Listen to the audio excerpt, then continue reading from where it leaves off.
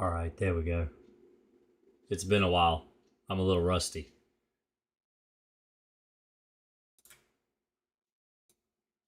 So how's everybody doing this fine Thursday night live on YouTube? Here to talk to everybody about bugs. Hope everybody's doing all right. I know it's been a while, been weeks, month and a half. Been a little while since I was here. I've had a lot going on. Real life gets in the way sometimes. In fact, I had to reformat my whole computer. I had problems with the internet. Ended up having to reformat my computer, had a virus, couldn't figure out where it was, couldn't get rid of it. Usually I'm really good at stuff like that, but I had to go and reformat the whole computer, get it all back to normal. I just got Discord because I realized, I don't have Discord on my computer. I can't tell my Discord peeps that, hey, guess what? I'm live right now. I'm going to tell them right now. I'm going to say, hey, I'm live now. Let me see. YouTube.com. I think that's it. Wait a minute. I really am rusty. I think that'll work. There we go. Cool. I think that'll work. Let me see. No, that isn't working.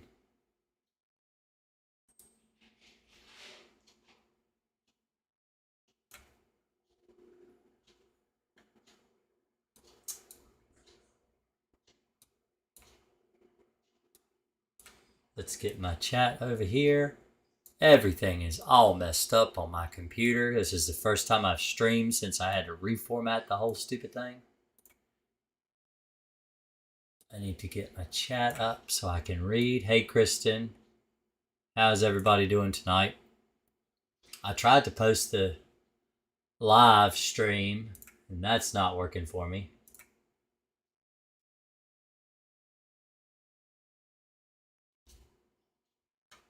Let's see.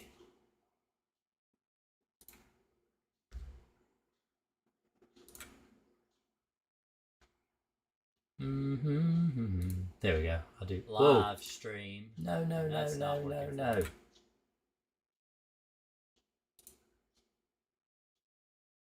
There we go.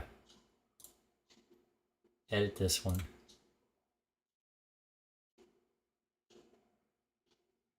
Actually, can I delete the message? I just delete it. Live now.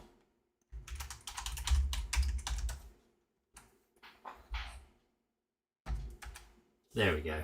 That'll work. That should work. So how's everybody doing? Is everybody doing all right tonight? Hello, Janet. How are you doing?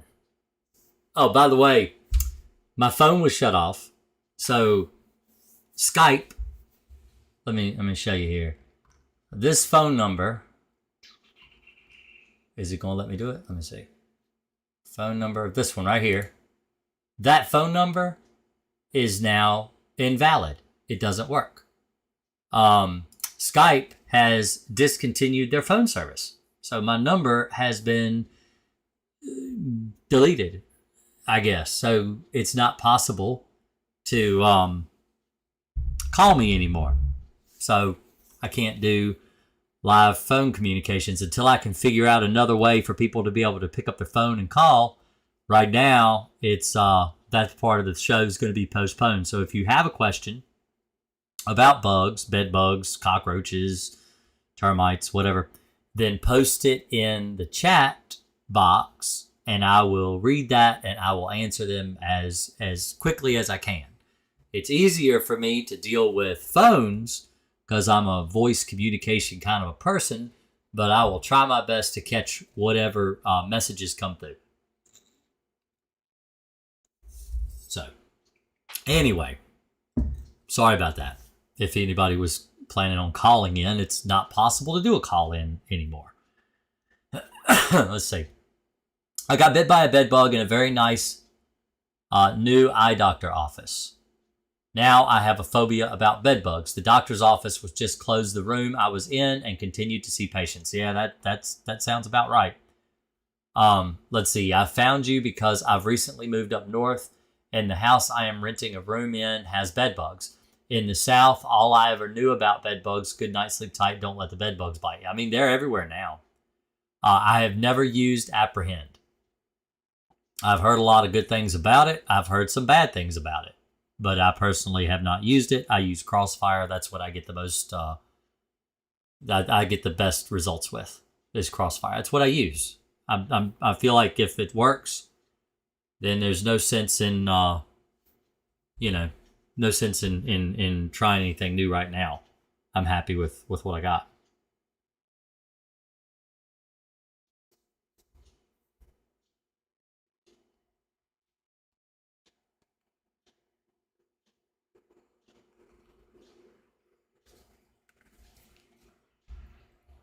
We are remodeling a house that had a heavy roach infestation. Kitchen is gutted. Where should I bait them, and do I need to put borax in the walls? Borax doesn't kill bed bugs. Doesn't kill cockroaches. Boric acid, but not borax. How long before I feel that they're gone? It's so scary. So let's do it this way. Let's get a checklist so I don't double speak. Let's do this. Minimize that, put this up here like this, and then we'll see if this will still work. There we go. All right. So, cockroaches. Places you want to target with cockroaches. Now, what I say when I deal with roaches is I call it a crack and crevice. I think that's spelled right. I'm a horrible speller. That's the way you deal with cockroaches. So with a crack and crevice type service, you need to target the cracks and the crevices. So where are places, where would we talk about? Where stuff like that? So primarily behind splash blocks for your sink. Where your sink faucet is, behind that little long strip. You want to treat behind that. You want to treat behind or and under fridge. Okay. You want to treat under inside all kitchen cabinets.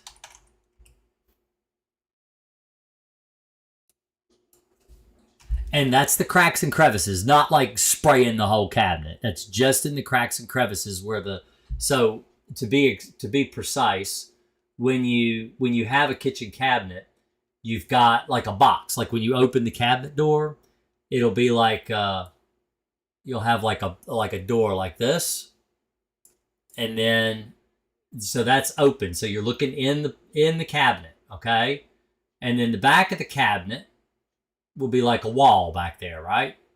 Like, let's say this is just like one side of like a kitchen cabinet door, okay? Because usually you'll have another cabinet like on this side, like that, okay? And then, let's see, like this,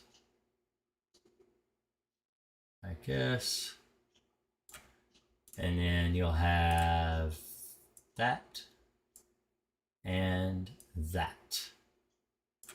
Okay, now that's like looking into the cabinets for your kitchen sink.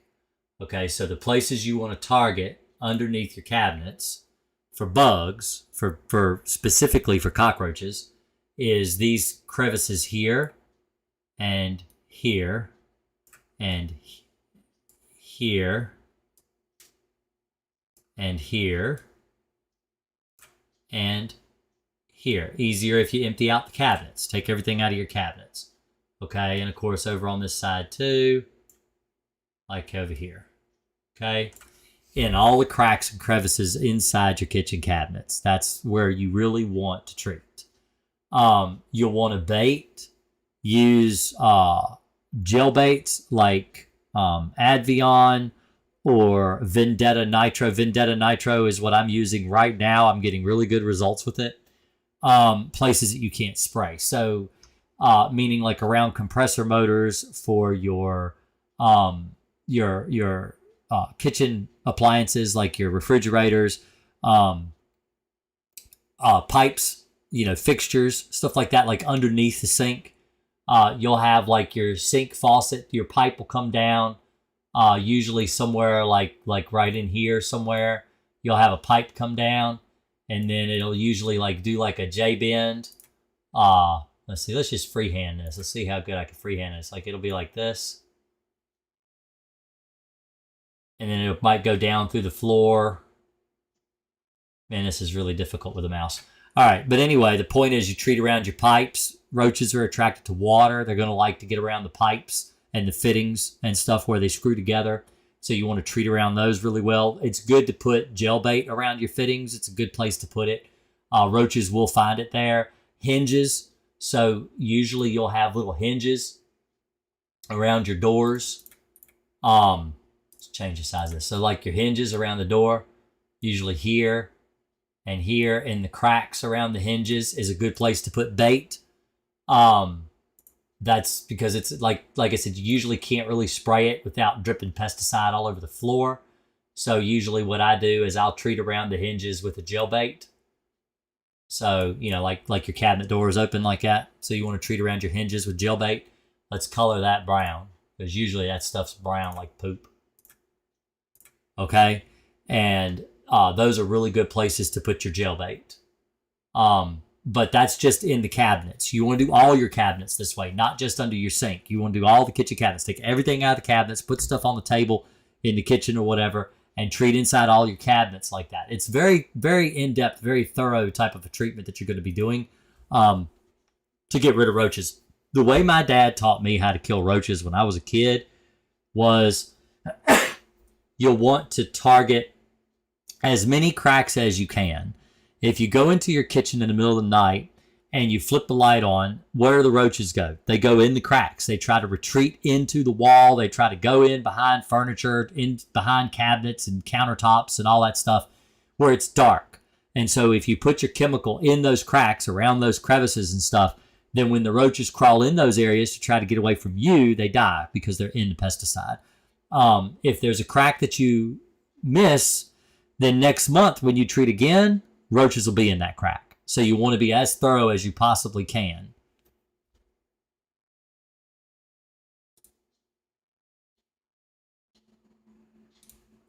Let's see here.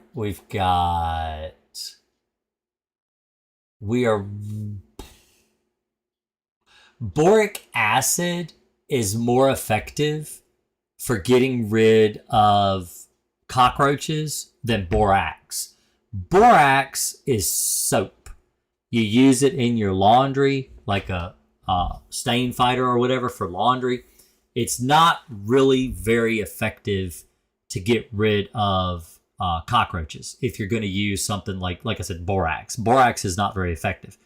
People will use it. People think it's interchangeable with boric acid, but it's not. It is derived from the same mineral, boron, but it's not the same. It's not the exact same type of material. It's a different compound. It's hard for me to explain it or grab the right words that I need to say.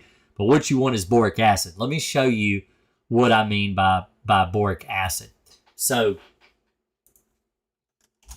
let's pull up a window here and I'll show you what I mean. You could find it anywhere. You could find it probably at Dollar General.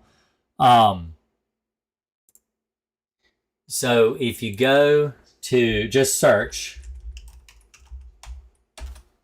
boric acid, well, there you go. Right there, number one, Walmart. $6.46 for a bottle of boric acid. That's boric acid. That's what you want to use. Now, you don't put boric acid really thick. It won't work. You don't want it all clumpy or, to where you can see it. It should be so fine, like if I were to take my finger and drag it across, like here. Like if I took my finger right here and I drug it across this screen and I picked up a little bit of dust on my finger. Actually, my monitor is a little dusty. That's how thin you want the dust to be. Do you understand? You want it so thin that you can hardly see it. That is the type of dust that you want roaches to crawl through. The way I explain it to people when you're trying to kill cockroaches is look at it like this. If you're on your way to school, let's pretend you live 100 years ago and you don't have a school bus to drive, and you're walking to school, and it just got snowy outside. Are you going to walk in freshly plowed snow where there's just half inch, quarter inch of snow? Or are you going to step over and walk in 3-foot drifts? You're more likely to walk in the lesser because it's easier to walk in. And that's the way boric acid kills roaches is they actually crawl through it. They pick it up on their body, their feet and their belly and stuff. And when they clean themselves, they eat it because they clean themselves like cats. Boric acid does not kill bugs who touch it. Boric acid kills bugs that eat it. Whenever you go online and you search like homemade remedies for like roaches and ants and stuff, they'll show you how to make ant bait and roach bait. They always use boric acid, but they mix it with stuff like sugar water and stuff because you want to trick them into eating it. They need to eat it. That's the way boric acid works. They have to actually ingest it. You have to trick them into ingesting it.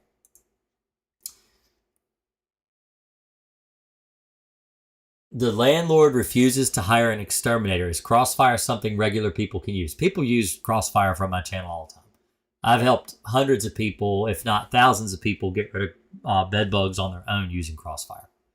You can buy it. Just go online and buy it.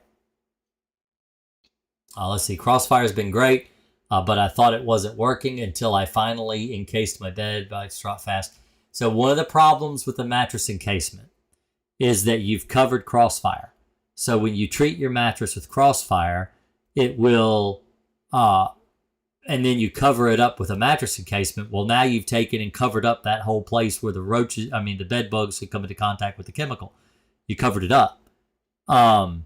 Mattress encasements are not a solution for bed bug elimination ever. They will rip. Bed bugs can live for up to a year without a blood meal. They rip, they tear, and then the bed bugs come out. Crossfire only works for about 4 to 5 weeks. Outside of that, you're not going to kill bed bugs with Crossfire.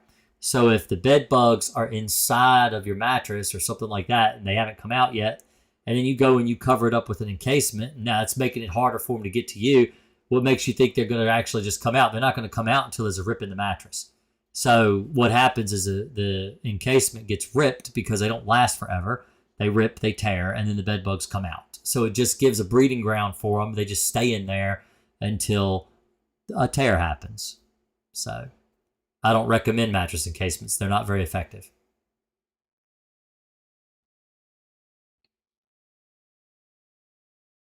I've been dealing with a bed bug infestation, and we've moved recently due to it. We've heat treated all clothes, threw away a ton of furniture, and now most of our stuff is in a storage container. Why has there been such an explosion in bed bugs in the U.S.? Because pest control. You know, it's the people who provide you pest control. It's their fault. The reason, and I am saying this with wholehearted, 100%, almost absolutely positive, that it's because of this push for IPM and pest control management. That's the reason that bed bugs have exploded in the United States and all across the world. It's the people forget. They forget. Okay? The same reason that we're going to have an explosion across the United States, and I'm making my prediction now, of mice and rats is because the U.S. government has started regulating heavily rodenticides. They've also started regulating heavily how often you should or should not spray for bugs. They don't actually push regulation on that stuff. They actually tell people you should or shouldn't do it. What I used to do when I was young is I would treat houses once a month. I'd go in every month and treat houses for bugs, roaches, crickets, silverfish, spiders, ants, all kinds of bugs. And what that does, when you practice preventative pest control, let's say you go on vacation and you pick up bed bugs and you bring them home. Well, if you had treated your house preventatively for bugs, the bed bugs die when they get in your house. They don't get on your bed. They don't get on your mattress. They don't get on your bed frame. They die because your house has been treated for other bugs. And they aren't exposed to you because they die before they get into you. Because usually people don't bring out back one bed. I usually just bring back one, maybe two, maybe three bed bugs. That's like the extent of what people usually bring into their house. They don't bring very many. And because people aren't preventatively treating inside and outside their house for bugs, they're not properly. I'll take my stupid watch off. Preventative pest control on a month-to-month basis is the absolute best solution for bed bugs. Pest control companies would rather get $2, $3, $4, $6, $12,000 to come in and treat a bed bug problem that you have. So they create a problem in order to come in and fix it. The industry had fixed it. We had fixed it. We understood that preventative pest control on a monthly basis was the best solution for bugs. When I was 12, this was 31 years ago, when I was 12 years old, a major corporate entity, pest control company, decided to start selling quarterly pest control. Okay? So now, instead of monthly pest control, they're only going to come once every 3 months. So they got people used to once every 3 month treatment. And who does that benefit? It benefits only the company. It does not benefit the customer, because now the customer can be exposed to things that they were not going to be exposed to prior to that practice. So now companies are going quarterly. All right. When I hit into my 20s, this was, 20 years ago, then the push was less chemicals. We don't want to treat in and around schools, even though PCOs didn't treat inside schools when children were present ever. Now they're like, oh, we're not going to treat in schools at all. Okay, so now they're not going to treat in the school at all unless a problem arises, like cockroaches or bed bugs or something. Then they'll come in and treat the school, charge thousands of dollars when it was cheaper just to come monthly for the school, the taxpayers. All right, the taxpayers are the ones that foot the bill for the public school system.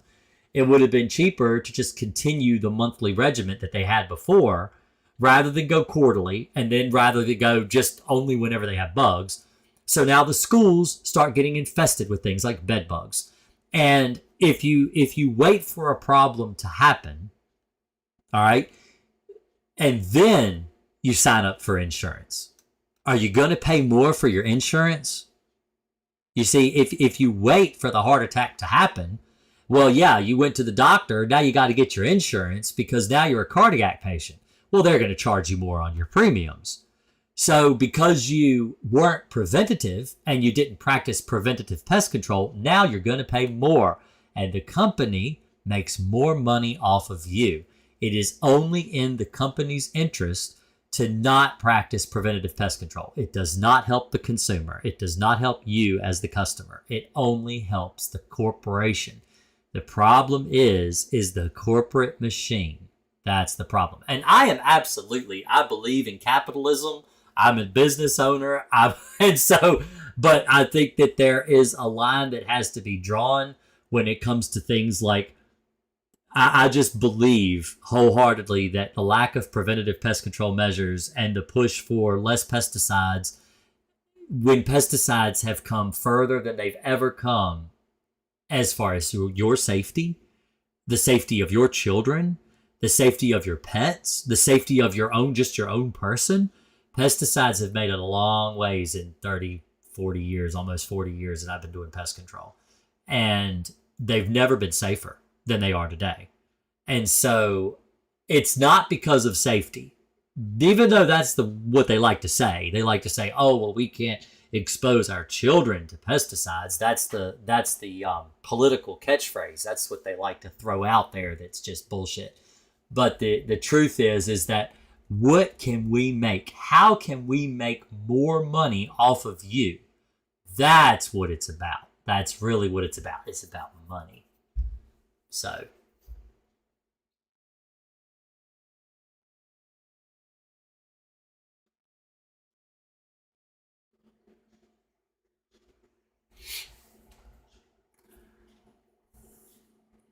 The landlord bought a propane heater, heat treated my room. Did you know that in the state of Virginia, it is illegal for a landlord to treat their property for pest control? Especially if the property is being rented. Now, if the property is vacant and no one lives there, it's not against the law for the landlord to treat his property. But in the state of Virginia, if you're a landlord and you're not licensed by the Virginia Department of Agriculture to do pest control, then you are breaking the law by treating your property with pesticides or doing any kind of pest control measure, even if it's a heat treatment, if it's a mattress encasements, even if it doesn't involve pesticides, it's against the law. Tell you what, let's look up Idaho. So you say you're in Idaho. Let's see. Idaho. Can landlords treat their rental property in Idaho? In Idaho, landlords must maintain their rental properties to ensure they are habitable and comply with housing codes. This includes keeping electrical, plumbing, heating systems functional, making necessary repairs to ensure safety. Landlords also need to maintain common areas in a clean and safe manner. Additionally, landlords can discriminate against tenants based on... Okay, so that's not pest control.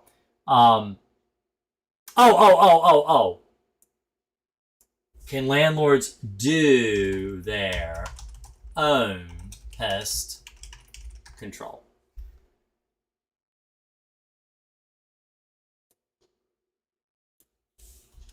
In Idaho. There we go.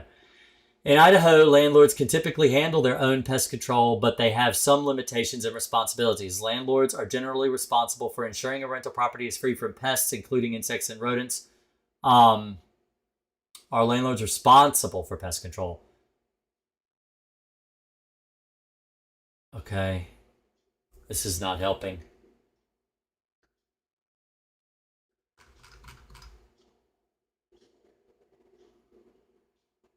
Okay. Can landlords treat for roaches?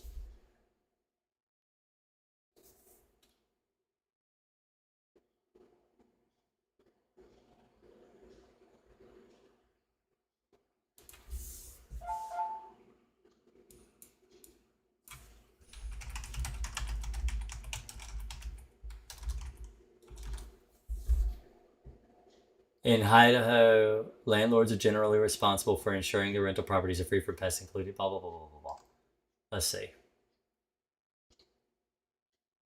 It's hard to say.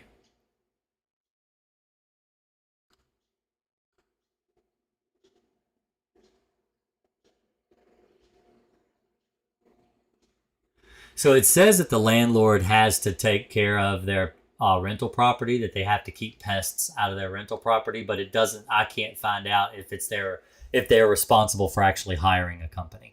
In Virginia, they are. In Virginia, they have to. So it's hard for me to say. I'm trying to figure it out. Let me see. Idaho Department of Agriculture.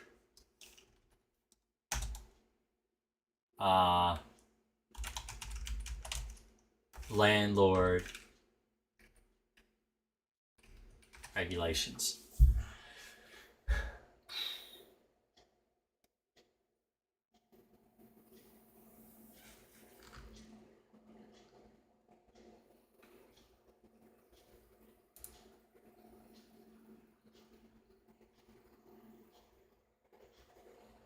Okay. I'm sorry, I can't find it. I know that's the law in Virginia. You'd have to call your Idaho Department of Agriculture. If you call them and ask them, say, my landlord is trying to treat my property for bugs and he's not licensed. Is that okay? They'll tell you. That's what I would tell you. They'll tell you if it's legal or not. But I know it's illegal in Virginia. It's also illegal in Florida. So I actually had family that visited Florida, and I looked up Florida state law because they had infested their, they had rented an infested condominium in Tampa Bay, and it was full of, bed bugs. And so I actually looked up Florida state law, and in order for even a landlord that does have a pesticide license, they're not allowed to treat their property in Florida. Although in Virginia, as long as you have a pesticide license, you can treat your property. I used to treat my dad's properties because he's got several rental properties I used to treat for bugs and stuff for him. So I know it's legal for, as long as you as a landlord own your own pest control company or you work for a pest control company, as long as you're licensed, then you can treat your residential properties, your rental properties. So any tips for treating residential houses for spiders in high pressure areas? Houses near rivers, ponds.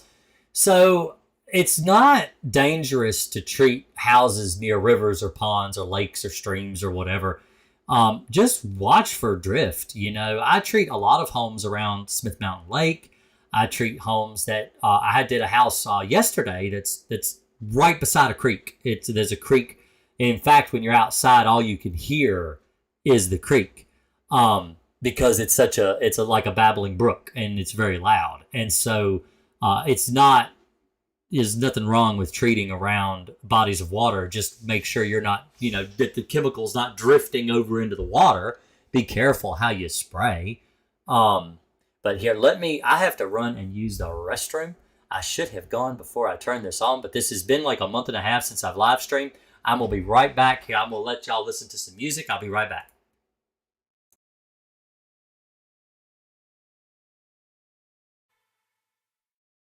There we go. Sorry about that. I had to go. Sometimes when you gotta go, you gotta go. And I had to go. Sorry. So anyway.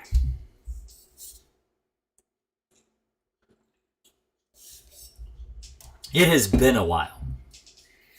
So let me tell you what's been going on with me. The state of this channel, is just in shambles. I have not been able to upload a video in a very long time. It's been almost 2 months since I uploaded a video. It has been nearly 2 months since I live streamed. And the main reason is because my son has gotten married. So my 20-year-old son, Rory, he got married at the end of April, and we have been doing all that goes with getting married and everything. My wife has a project around the house. She is 36 weeks pregnant today, so I will be having a baby. Well, she'll be having a baby, not me, her. In the next probably 2 to 4 weeks, we will have a brand new baby. His name's Benjamin. It's a boy. And I have really not had a lot of time to stream at all. I've been completely held up with work. I have been just incredibly swamped. And I have had no time for YouTube. I haven't had time to even film a video. Hi. The wife is here. She just came down. She's in my office with me right now. So I am really sorry for not being able to make it to my streams or to even make a video. But I just have not had the time. I've had time to film, but I haven't had any time to edit or anything like that because I have just been, life happens. And when it happens, it really happens. So, like I said, my wife is pregnant. She's due The due date is June 19th. More than likely, we'll have the baby probably before then. And then my oldest son is married, and so his wife has been over here a lot. Both of them have back and forth between his apartment and my house, and so they're here a lot of times. They're not here tonight, which is another reason I'm here, but they've been spending a lot of time here kind of hanging out. So anyway, when treating your vehicle for bed bugs, do you treat the whole vehicle or where you sit? No, so in a vehicle, let's see if we can, I might have a video. I have a video on how to treat cars for bed bugs. The best place to get, I have the #1 bed bug course on the internet. It's cheap. It's not very, very expensive. I think it's like $20 and you have lifetime membership. It's on Udemy. I don't really talk about it a lot. I used to. Let me see if I can get a link. But that is what I recommend if you're going to really understand how to get rid of bed bugs in your car. Because I actually have a very descriptive video on how to do it in my Udemy course. Let me see if I can get a.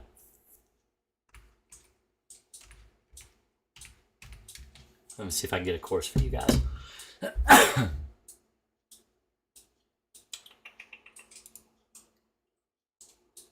All right. It is here.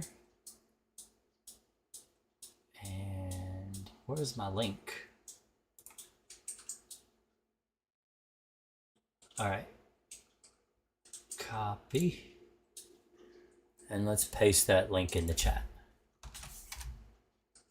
I think that's it. Let me see. If I click that link, will that work? Yes, it does. All right. So that's the link.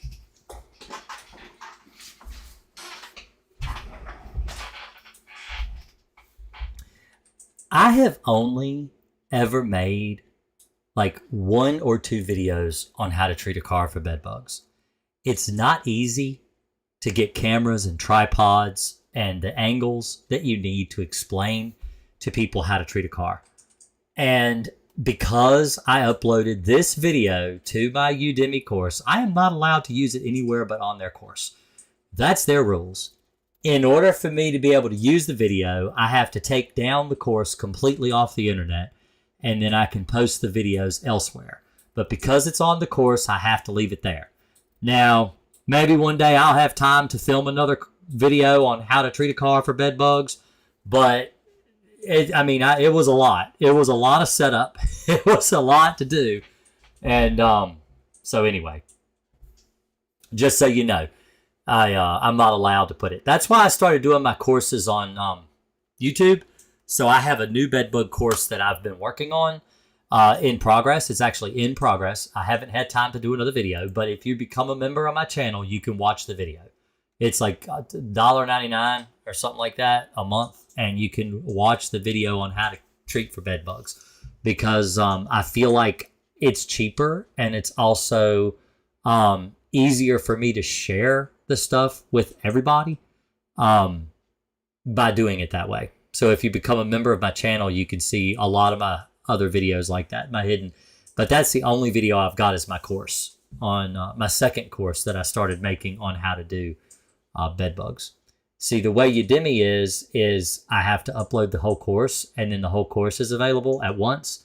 And it's a lot harder to go in and add videos and stuff like that, as I'm like, oh, I need to do this. I need to add this.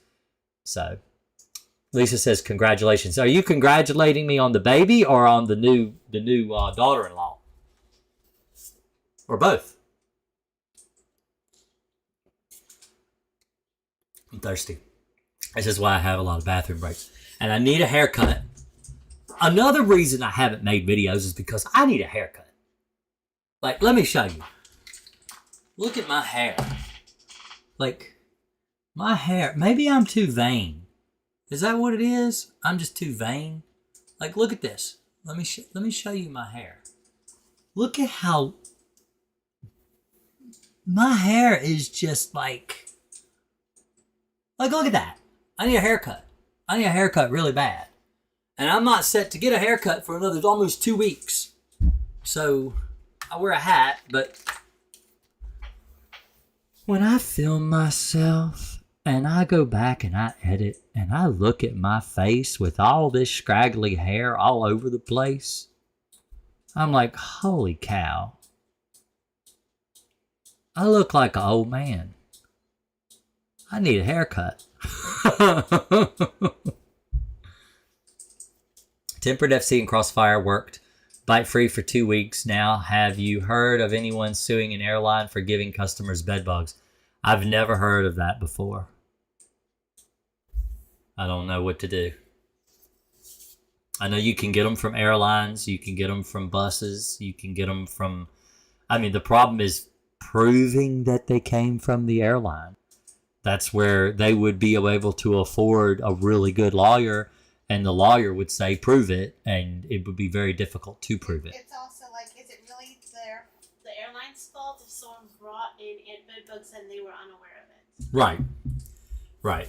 That's one thing a lawyer would fight, is they would say, well, you know, the airline was, it's not that they were negligent, it's that the people visiting the airliner, they were negligent. They brought the bed bugs. It was their fault. And it's just it's their fault. No, it's their fault. No, it's your fault. No, it's, And so it's kind of hard to prove fault.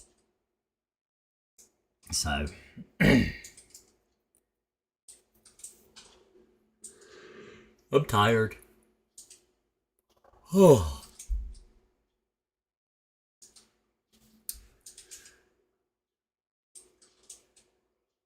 What else is going on? I did a deck. So when I said my wife had projects for me to do around the house, I had to do my deck. So my back deck. All right, my house. It was built in 1986. And it has had nothing done to it since 1986. The back deck was put on the house and painted once in 1986. It's been owned by 2 people other than me. We're the third owner. And no one has done anything to this house. Except us. And so we moved in 5 years ago and started fixing the house. The deck is what I decided to do this year. And so I ripped up all the boards. Some of them were dry rotted all the way through. You could see through the board, like Casper, the friendly ghost or something. And so I had to rip all the boards up. Me and Rory was over here working on it. And so we were working together, ripping the boards up, replacing handrails, not all of the boards were bad, but most of them, a majority of them were. Luckily, none of the joists were bad at all. They were all still really in good shape. And so all I had to do was rip up the deck boards, and I had to take out the handrails and stuff like that and replace those. And now I'm just waiting for the weather to give me a couple of days so I can paint it. And that's all that's left, is to paint it. Cleaned it today, pressure washed it today. Which bait or spray for American roaches? They're coming from outside. So with roaches that come from outside, you don't really need to bait. You just treat around windows and doors and they'll die when they come inside. It's not that hard to get rid of American cockroaches. They're pretty easy. They don't develop resistance to pesticides, not in the same way as Germans or brown bandits, because they don't live inside. They just come inside. They come inside from outside. They'll also go back outside. They'll go back and forth. American roaches, oriental roaches, wood roaches, they go in and out. So they get into the chemical and they die. They're not hard. You don't need to bait. You just spray. Spray around cracks and crevices and stuff. They'll die. My mom moved out of her 25-foot... Well, let's see. My mom moved out of her bed 25 feet away from my bed. Should I stop treating her bed with Crossfire and only treat my bed? No, treat all the beds. Treat all the beds once a month. Once a month for 90 days. Is there a chemical you recommend for spotted lanternflies? Just about any pesticide kills spotted lanternflies. They were talking about dinoturifran or dinoturifran. I don't know how to pronounce it. I think it's I can't remember the name of the. I can't remember the name of the chemical, though. Repellent or non-repellent, either one. Either one, Patel.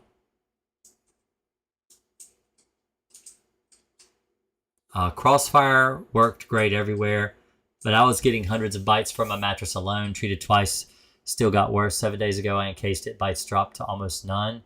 Any idea how they were surviving inside a treated mattress? They do. How long were they treated? Because sometimes they go a little crazy when you get treated. Yeah. So it's going to be harder for people to hear you. Oh, sorry.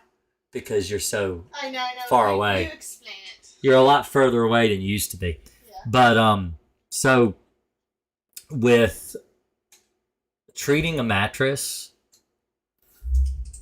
how long were you treating for? 1 week? 2 weeks? 12 months? Once a month? How often do you treat your mattress? I mean, to get rid of bed bugs. That's the question. Yeah, maybe I'll be able to show you some pictures of the marriage eventually. I haven't got that stuff. I know that Alpine WSG, but I don't think spotted lantern flies are on the label, Kristen. It's another one. It's not that one specifically. It's another one. It's another one that's the same active ingredient. I can't remember the name. I think it starts with an S. So the Department of Agriculture came out and they were talking to us back in February about the chemical they actually recommend for spotted lanternflies, and that's what the active ingredient is. They say go out and treat the trees, it'll kill them. And I can't remember what it is. Sniper, maybe? I can't remember. Let me look.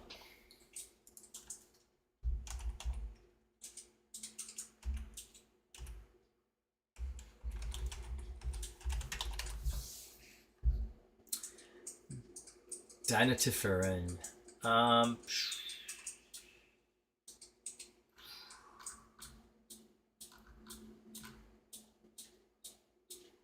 Safari. I think that's what it is. Safari.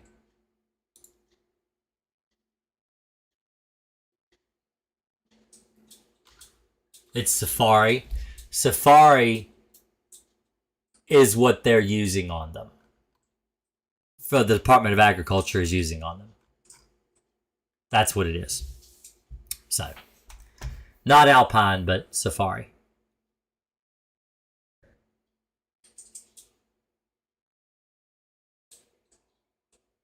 That's great. Well, see, that's the thing that Mark Rober is selling in those videos is he's selling steam and heat and diatomaceous earth, and that's what he's selling doing those videos, but it's a shame that's how it goes.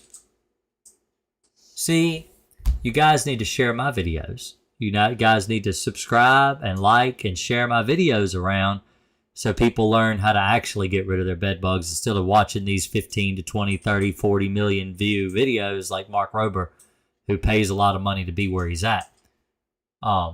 He's a YouTube influencer. I'm not influenced by anybody but myself.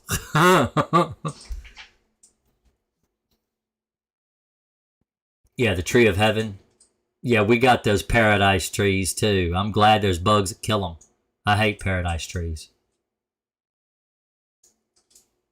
We didn't call it the tree of heaven in Virginia. We always called it paradise tree. I know that they like to call it a tree of heaven, I guess to make people like it, but it just makes me like it less. I hate those trees. I despise them. Paradise trees are a miserable tree. I wish they would just all die.